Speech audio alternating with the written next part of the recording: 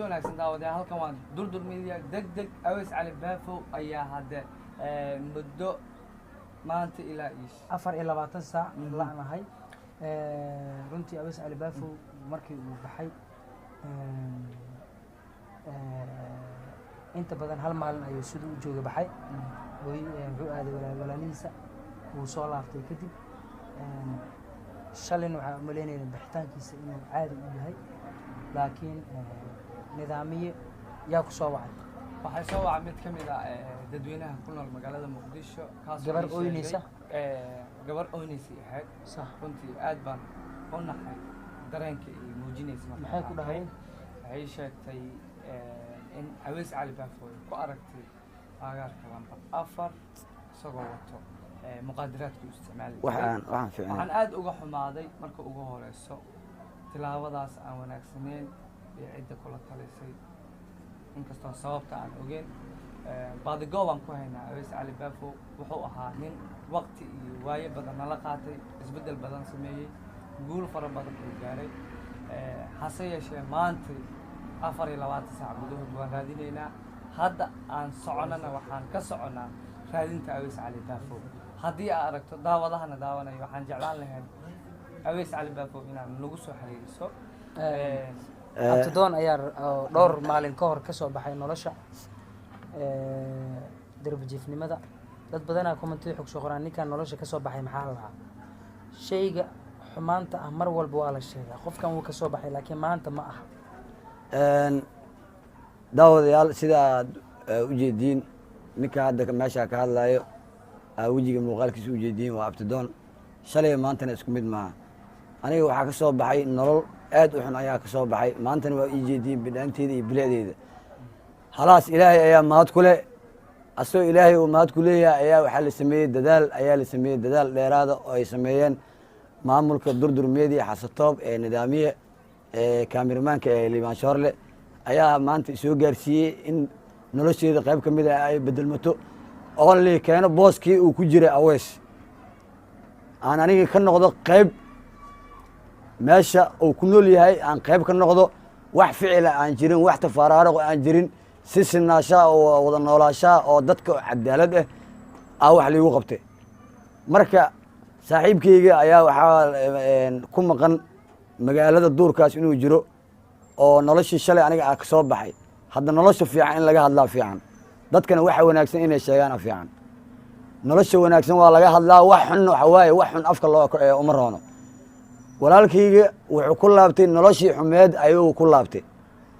marka aniga waa baadigoobkiisana ku jirnaa muruga naga saaran ku laabto meel kastuu tagaa wuxuu tagaa bundada hoosteeda goobaha wax lagu cabootay karaa qofkii eelgaabtu tagaa marka maanta dhan waa wareegnay baawurkeena qaadanay waqtigiina waa nooga maanta dhan waqtigeena ku baxay waxaan leeyahay warniyo haddaan arkay qofka ku soo baxay niyo hadda arkay markii aad soo baxayd oo baawurka soo qaad meesha tagtid ma arkaysid waxaan abaalmarin siin doonaa cidda nala soo ogeysiiso Aweys Cali Baafo halku waana u jeedin habka oo u shaqeynayo durdur inay tahay nadiif wada nadiif ayay ku taagan tahay anigana wadadii nadiifka ku taaganahay qofkii nagala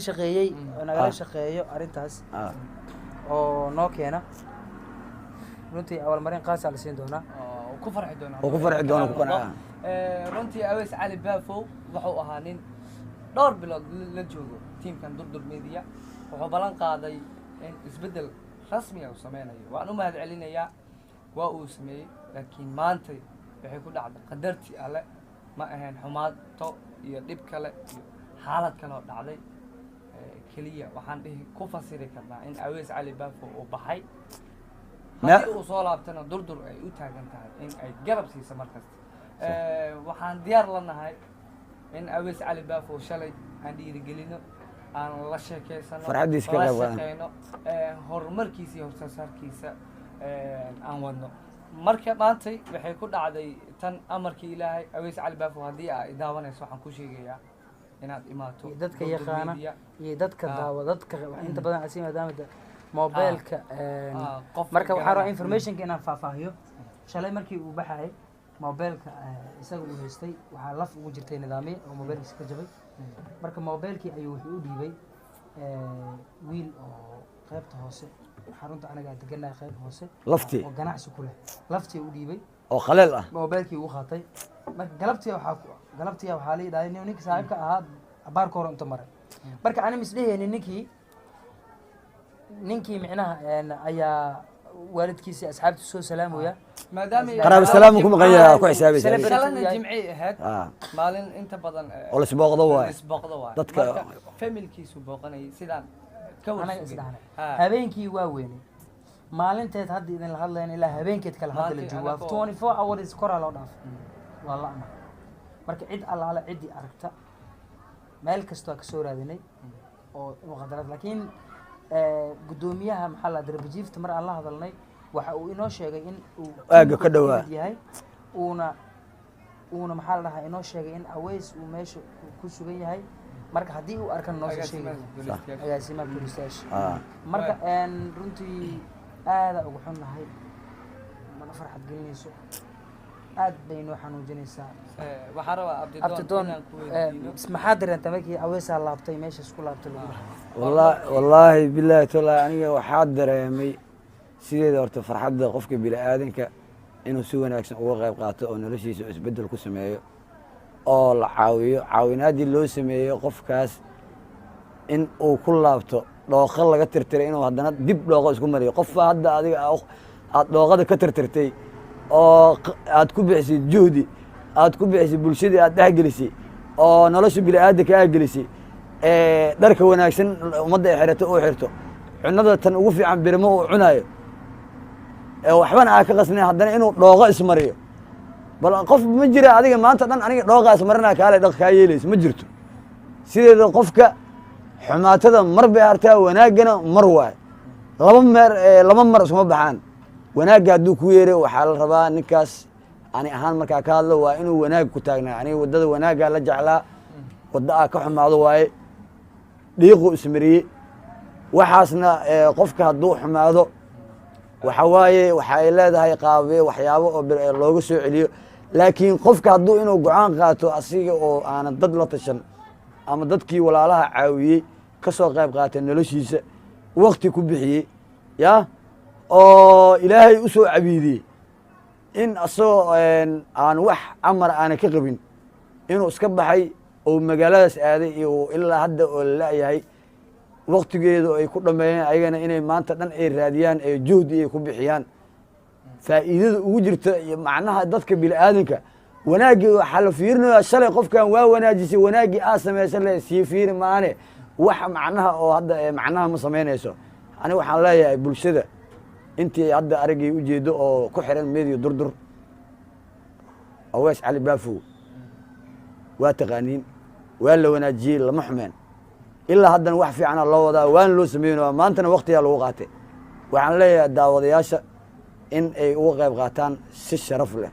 ay uga qayb qaataan waxyaabaha oo waxaa jirto oo sharaf dhac ah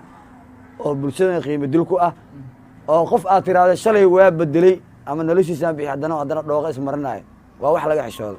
marka cid alle ciddii aragtay teleefonada shaashadda ku qoran inay kala soo xiriiraan meediya durdur waa nadiif waddo nadiif inay ku taagan tahay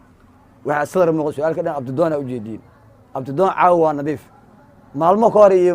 muddooyin ka horena wuxuu cuni jiray muqaadiraad midka ugu dara koollo oo kabaha la mariya waxa la cabo maaha alxamdulilah ilaahay ayaa ku mahadiya iyo walaalahay iga caawiyeen garab iga siiyeen iyo intii islaana oo walaalahay oo ii soo damqatay asalaamu calaykum waa ka baxay runtii farxad nagama muuqato caawa ma naga muuqato dareen dhab ah waxaa naga maqan mid ka mid a dadaaladii aan wadnay aweys runtii wuxuu ahaa walaalkeen wuxuu ahaa wada shaqeyn rasmiga naga dhexaysay go-aanuu qaatay laakiinse ma isa dhicin sababo jira aawadood aweys waxaan ku leeyahay soolaaw brada tiimkan tiimkaagii waaye micnaha ma garan karo laakiin haddii aan aragno ama aan ishelno si sharaf leh oo wanaag ku jirto ayaa wax la isku weydii karaa isku arki doonaa haddii aad jeclaatona noloshaas quruxda badan waxaan ku leenahay aweysow walaaladaa nahnay ma ka hari doono ma fahanti mana kaa yeeli doona inaa nolosha ku jirto marka waxaa waaye dadka bani aadanka waa inay is caawiyaan marka qofka haddaa caawinaysid oo caawinaadii aawaday dadaalkaa uu ku dheelayo runtii walaalada quruxda badan meel kastoo aad joogtaan haddii aad aragto si naxariis leh waxaan kaaga codsanaynaa awees cali baafo inaad nala soo xiriiriso durdurmeedii waxay u taagan tahay anagana beri ilaa iyo ma seexan doono meel kasto baawarka inaan qaadan aan ku wareegi